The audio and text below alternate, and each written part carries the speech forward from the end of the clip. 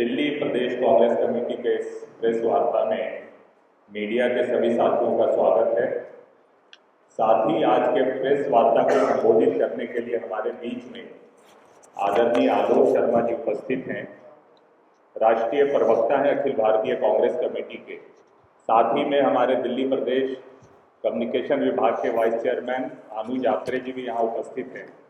साथियों, आज देश में जिस तरह का माहौल है, सरकार महंगाई, बेरोजगारी या जितने ज्वलंत मुद्दे हैं उन पे चर्चा न करके तरह तरह के परपंच अपनाया जा रहा है। देश में नफरती बीज बोया जा रहा है और इस बीज में खाद और पानी का काम भाजपा उसको पोषित कर रही है कहीं ना कहीं। इन्हीं सब मुद्दों पे और खासकर उदयपुर में जो घटनाएं हुई है या अमरावती में जो किसी भी सभ्य समाज के लिए कलंक है, इन सब मुद्दों पे पर्दाफाश करने के लिए कि आखिर इन घटनाओं का और इस सरकार भाजपा का क्या रिश्ता है, क्या संबंध है, इसी आशय में आज पूरे देश में कांग्रेस पार्टी अलग अलग जगहों पे कांग्रेस के प्रवक्ता अलग अलग जगहों पे मौजूद है। इसी क्रम में आज दिल्ली प्रदेश में राष्ट्रीय प्रवक्ता आलोक शर्मा जी उपस्थित हैं। मैं उनका दिल्ली प्रदेश कांग्रेस कमेटी की तरफ से स्वागत करता हूं, आभार व्यक्त करता हूं और निमंत्रण देता हूं उनको कि आए वो और अपनी बात रखें।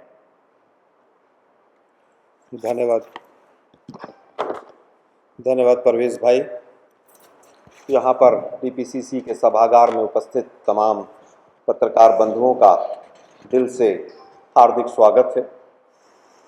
आप लोगों ने बहुत शॉर्ट नोटिस पे यहाँ आए, आप आपने समय दिया, उसके लिए पुनः शुक्रगुजार हैं हम लोग।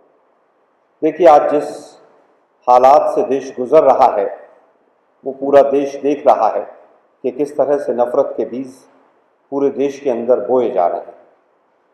आज उन्हीं तमाम बिंदुओं को लेकर हमने पूरे देश भर में 22 जगह प्रेस वार्ताएं की हैं और उसी कड़ी में मैं आप लोगों के बीच में उपस्थित हुआ हूं कांग्रेस पार्टी की कुछ बातें सामने रखने के लिए। आज का जो हमारा मूल प्रेस कॉन्फ्रेंस करने का उद्देश्य है वो है कि पिछले कुछ दिनों में भारतीय जनता पार्टी के तमाम ऑफिस बेयरर्स जो उनके पदाधिकारी रहे हैं, उनके सदस्य रहे हैं, उनका कहीं ना कहीं आतंकवादी घटनाओं से किसी न किसी रूप में संबंध रहा। उसी चीज़ को मीडिया के माध्यम से जनता तक पहुंचाने के लिए कि भारतीय जनता पार्टी का जो ये नकली राष्ट्रवाद है, जो कपटी राष्ट्रवाद है, उसको इंगित करने के लिए आज मैं आप लोगों के बीच में आया हूं। भाजपा का आतंकवादियों से है नाता, यह रिश्ता क्या कहलाता। आप देखिए, अभी कुछ दिन पहले ही उदयपुर में एक घटना घटी, बहुत नृशंस घटना थी जिसकी जितनी भी भर्त्सना की जाए उतना कम है। और तमाम जो भारतीय जनता पार्टी और आरएसएस के फ्रंटल ऑर्गेनाइजेशन थे, सब ने जिस तरह से, क्योंकि हमारी सरकार है, वहाँ पर प्रपंच रचने शुरू किए, लेकिन जैसे जैसे जांच आगे बढ़ी तो पता चला कि जो मुख्य आरोपी है मोहम्मद रियाज अट्टारी, वो भारतीय जनता पार्टी का सदस्य है। भारतीय जनता पार्टी की उदयपुर यूनिट ने उसको ज्वाइन कराया। उसके बाद जो पूर्व वहाँ के गृह मंत्री थे गुलाब चंद कटारिया जी, उनके साथ उसके फोटो वायरल होने शुरू हो गए। उसके बाद फिर कटारिया जी के जो दामाद अतुल थे, उनसे भी संबंधों का खुलासा होने लगा। हम कांग्रेस पार्टी कभी भी आतंकवाद पे राजनीति नहीं करना चाहती है, ना हम करते हैं। नकली राष्ट्रवाद का सहारा लेकर भारतीय जनता पार्टी ने हमेशा से दूसरों के ऊपर प्रश्न चिन्ह लगाए। आज हम कहना चाहते हैं मीडिया के साथियों के माध्यम से कि भारतीय जनता पार्टी का जो असली चेहरा है वो ये है। इसके बाद अगर दूसरी घटना हम देखें तो अभी कुछ दिन पहले ही जम्मू कश्मीर में तालिब हुसैन, एक आतंकवादी को पकड़ा गया। ये भारतीय जनता पार्टी की वहाँ की जो जम्मू रीजनल प्रोविंस की जो यूनिट थी, उसके माइनॉरिटी सेल के आईटी के हेड थे।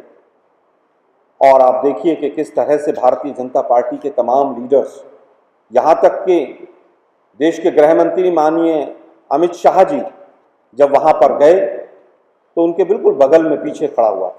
देश के गृह मंत्री की जान को भी खतरा हो सकता है। और वहां के प्रदेश के उनके अध्यक्ष रैना जी और तमाम लोगों के साथ सामने फोटो आया। भारतीय जनता पार्टी ने किस तरह से ऐसे लोगों को अपने यहाँ पर मिलाया है, क्या इसके पीछे कोई साजिश है, जानबूझकर किया गया है, आज देश की जनता ये जानना चाहती है। अभी पीछे महाराष्ट्र में भी एक घटना घटी थी, अमरावती में कई दिन तक बड़ा हो रहा, वो भी बड़ी नृशंस घटना थी। एक ब्लाइंड मर्डर से शुरू होकर और जिस तरह से वो नुपुर शर्मा से होते हुए और बाकी तथ्य सामने आए, उसमें भी जो मुख्य आरोपी है वो वहाँ की जो सांसद हैं नवनीत राणा, निर्दलीय सांसद हैं लेकिन अक्सर मुद्दों पर भाजपा के साथ वो खड़ी हुई नजर आती हैं। वो उनका खास निकला, उनके लिए प्रचार भी करता था, उनके लिए वोट भी मांगता था। हम पूछना चाहते हैं भाई ये रिश्ता जो है आप लोगों का, ये वास्तव में क्या है? इससे पहले कुछ दिन पहले भी हमने देखा आसाम के अंदर, आसाम में एक बीजेपी के, इनफैक्ट पहले वो कहीं ना कहीं संदिग्ध गतिविधियों में रहे, उसके बाद उन्होंने बीजेपी को ज्वाइन किया।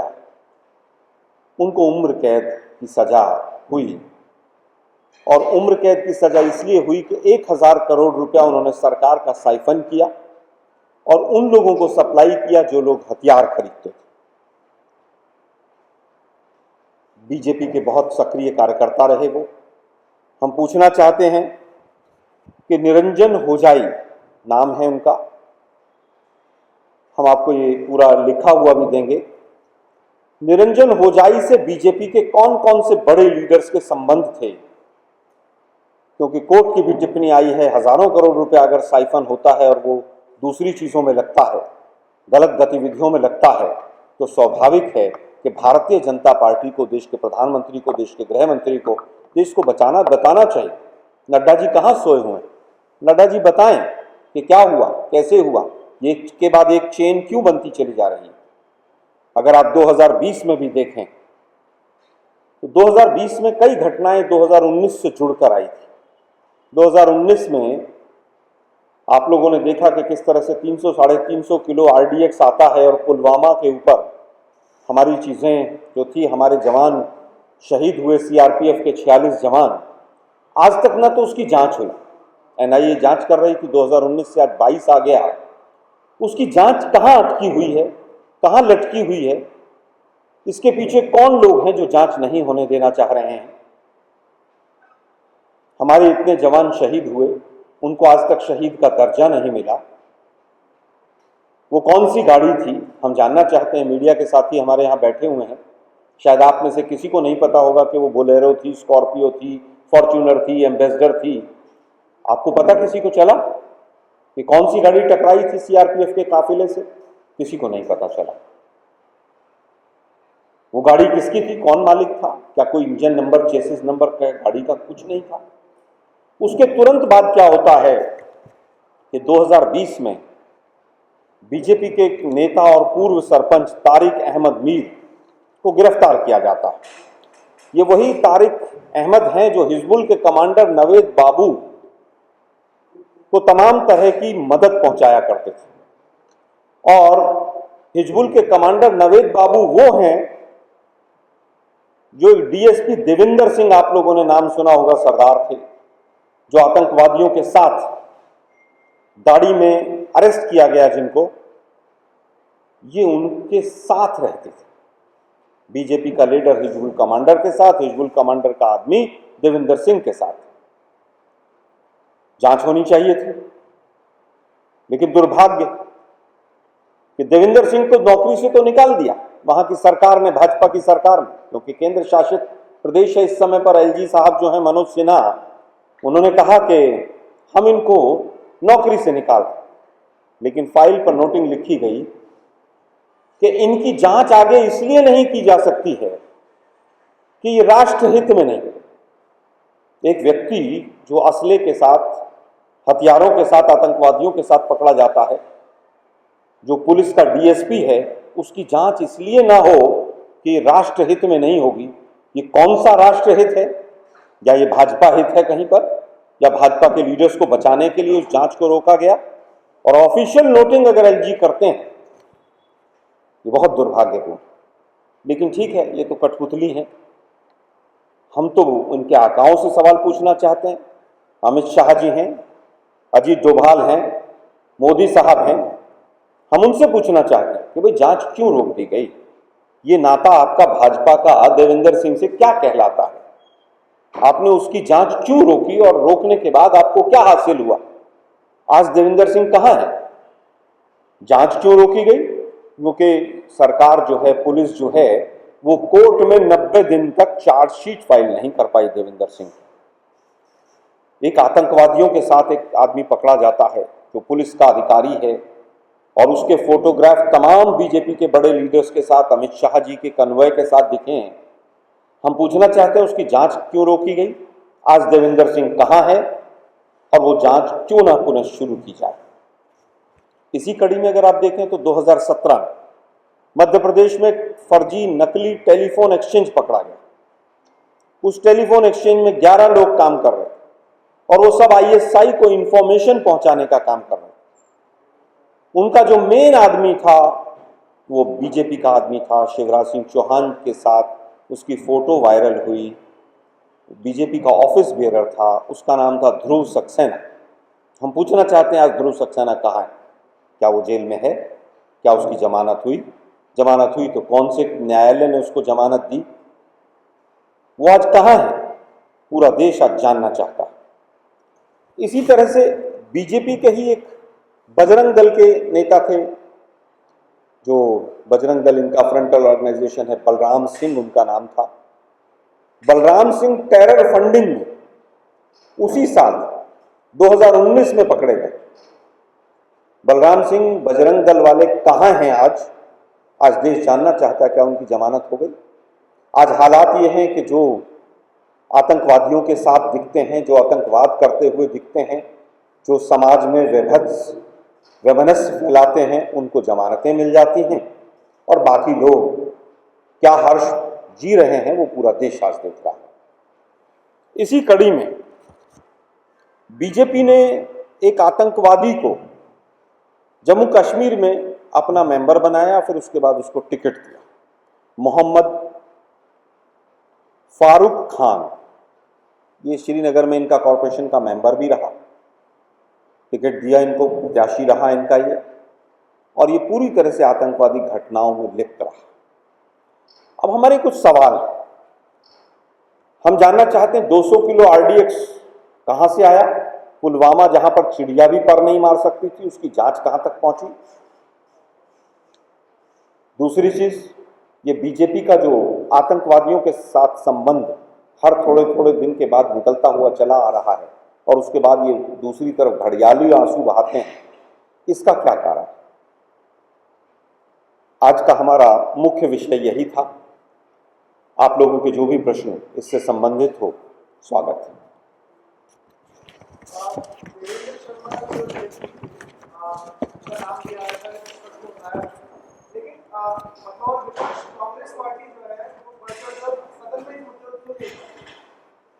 देखिए, देवेंद्र शर्मा नहीं, देवेंद्र सिंह नाम था, ठीक है, और हमने हर प्लेटफॉर्म पे उस मुद्दे को उठाया है। उस समय पर भी प्रेस के माध्यम से उस मुद्दे को उठाया था। जम्मू कश्मीर में विधानसभा नहीं है, आप जानते हैं। लोकसभा के अंदर भी इस विषय को उठाया गया था, स्टार्ड क्वेश्चन पूछा गया था, जवाब नहीं मिला। हमने हर प्लेटफॉर्म पे देवेंद्र सिंह के बारे में जानकारी लेनी चाहिए। उस समय बीजेपी के लोग कहते थे जांच चल रही है, ये हो रहा है, वो हो रहा है, लेकिन हम पूछना चाहते हैं 90 दिन में चार्जशीट क्यों नहीं फाइल हुई? उसको बचाने का प्रयास किया गया? क्या बीजेपी के जो बड़े आका हैं उनका नाम कहीं आ जाता? क्या इस चीज के डर के बीजेपी के हाथ पांव फूले हैं? हम सीधा आरोप लगा रहे हैं।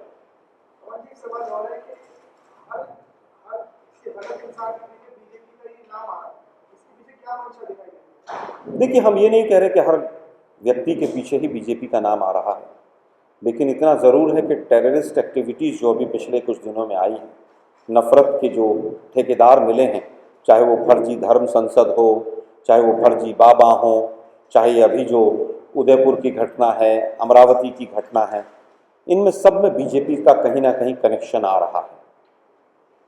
सवाल ये आपका धार्मिक उन्माद फैला तो रहा देश में, उदयपुर की घटना के लिए बीजेपी कांग्रेस को पूरी तरीके से जिम्मेदार ठहरा रही है। वहीं देश में एक तरह से लोकतंत्र को खतरे में डाला जा रहा है। हर स्टेट में एफआईआर हुई है, एफआईआर का खेल चल रहा है। देखिए, मुझे लगता है कि पूरे देश में कौन वैमनस्य फैला रहा है ये किसी से छुपा हुआ नहीं। 80-20 पर कौन वोट मांगता है, शमशान कब्रिस्तान के नाम पर कौन वोट मांगता है। 2015 के दिल्ली के चुनाव में विकासपुरी की विधानसभा में एक महिला ने रामजादे और दूसरा शब्द इस्तेमाल किया था। एक सांसद थी उत्तर प्रदेश की, 6 महीने के बाद वो केंद्र में मंत्री बन गई। गोली मारो के नारे देने वालों के जज के रातों रात ट्रांसफर हो गए। तो पूरा देश देख रहा है। एडीआर की रिपोर्ट, जो संस्थान इसके ऊपर रिसर्च करता है, वो कह रहा है कि मोदी जी के आने के बाद 600% जो हेट स्पीच हैं वो बढ़ गई है देश के अंदर, और उसमें मैक्सिमम जो कंट्रीब्यूशन है वो बीजेपी के और आरएसएस के लोगों का। और इसका मूल कारण ये है कि जब सरकार प्रश्रय दे, प्रशासन मदद करे, एक तरफा न्यायपालिका कहीं मूक दिखाई दे और मीडिया के साथी हिम्मत न कर पाए, तो इस तरह का माहौल बनता। बीजेपी का हमेशा से जहां जहां जिन जिन राज्यों में चुनाव होता है वहां पर इसी तरह की गतिविधि आपको मिलेगी। वेस्ट बंगाल देख लीजिए, बिहार देख लीजिए, जिस जिस राज्य में चुनाव आता है बीजेपी एक प्रचार करती है कि हिंदू खतरे में आ गया उस राज्य का। अब राजस्थान में क्योंकि अगले साल चुनाव है तो इस तरह की एक्टिविटीज रहेंगी। अभी राजस्थान में अलवर की घटना घटी। अलवर में कहा गया कि साहब 350 साल पुराना मंदिर गिरा दिया गया। देखा था आप लोगों ने? मैंने वहां 2 प्रेस के मेरे साथी थे, उनको भेजा तो बड़े हंसे। बोले भाई साहब, इसमें जो है ना ये पिलर खड़े थे, इसमें राठी टोर का सरिया लगा हुआ है। जो फैक्ट्री 25 साल पहले बनी है उस कंपनी का सरिया इस मंदिर में लगा हुआ है। तो 350 साल कैसे हो गया, लेकिन पूरे मीडिया ने ब्रेकिंग न्यूज बना के चला दी। हम चाहते हैं कोई भी मंदिर हो, मस्जिद हो, नहीं गिरनी चाहिए, उस पर किसी भी रूप में कोई आंच नहीं आनी चाहिए किसी की आस्था पर। बाद में पता चला कि वो जो कॉरपोरेशन है अलवर की वो बीजेपी की है। 36 में से 33 कॉरपोरेटर उनके हैं, उन्होंने पास किया है कि सड़क चौड़ी करनी है, इस मंदिर को हटाया जाए।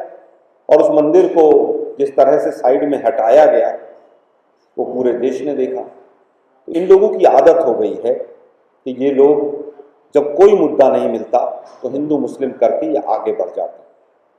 पेट्रोल कहाँ पहुँच गया, बेरोजगारी की दर कहाँ पहुँच गई, कच्चे आटे पर 5% जीएसटी लगाते हैं ये लोग, तो खुले दूध के ऊपर 5% जीएसटी लगाते हैं ये लोग। आज हालत ये है कि मौत को छोड़कर बाकी सब चीजों पर उन्होंने जीएसटी लगा दी। अपनी नाकामियों को छुपाने के लिए हिंदू मुस्लिम का माहौल बनाया जाता है ताकि लोग सवाल ना पूछें इनसे, और कोई उद्देश्य नहीं हो।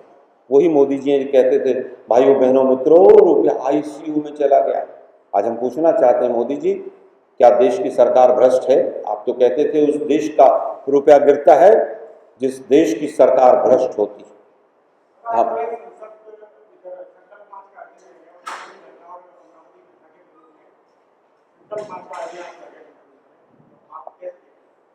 देखिए, किसी भी धार्मिक संस्था को, किसी भी सामाजिक संस्था को, लोकतांत्रिक देश है, अपना प्रदर्शन करने का पूरा अधिकार है, अपनी बात रखने का पूरा अधिकार है।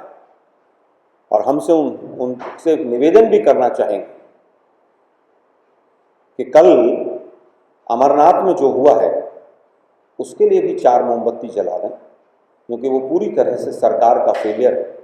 हम उनसे निवेदन करना चाहेंगे, 4 धाम की यात्रा में 100 से ज़्यादा श्रद्धालुओं की मौत हुई थी अभी 2 महीने के अंदर अंदर। 4 मोमबत्ती उनके लिए भी जला दें, हम उनसे निवेदन करना चाहेंगे। आलोक जी, जैसे आपने हेट स्पीच की बात की है, केंद्र सरकार अब जो संसद का सत्र शुरू होने वाला है, हेट स्पीच पर कानून ला सकते हैं, इसको आप कैसे देखते हैं? देखिए, सरकार शगुफे छोड़ने की मास्टर है। कोई शगुफा छुड़वा लो इनसे। 15 लाख से लेकर और पता नहीं क्या क्या इन्होंने शगुफे छोड़े हैं। बिल लेकर आएगी तो हम जरूर उस पर चर्चा भी करेंगे, बहस भी करेंगे, अपने सुझाव भी देंगे। कांग्रेस पार्टी चाहती है कि देश के अंदर अमन और चैन रहे, सब लोग मिल बैठकर शांति से जीवन जिएं और आगे बढ़ें। हमारे मुख्यमंत्री माननीय अशोक गहलोत जी ने कम से कम 10 बार मुख्यमंत्री रहते हुए अभी पिछले 3-4 महीने में प्रधानमंत्री और गृह मंत्री से निवेदन किया है कि आप शांति की अपील कीजिए। देश में जिस तरह का माहौल है ये देश के विकास के लिए ठीक नहीं है। लेकिन कारण यह है कि अगर नफरत खत्म हो गई, नफरत कम हो गई तो बीजेपी वोट किस आधार पर मांगे।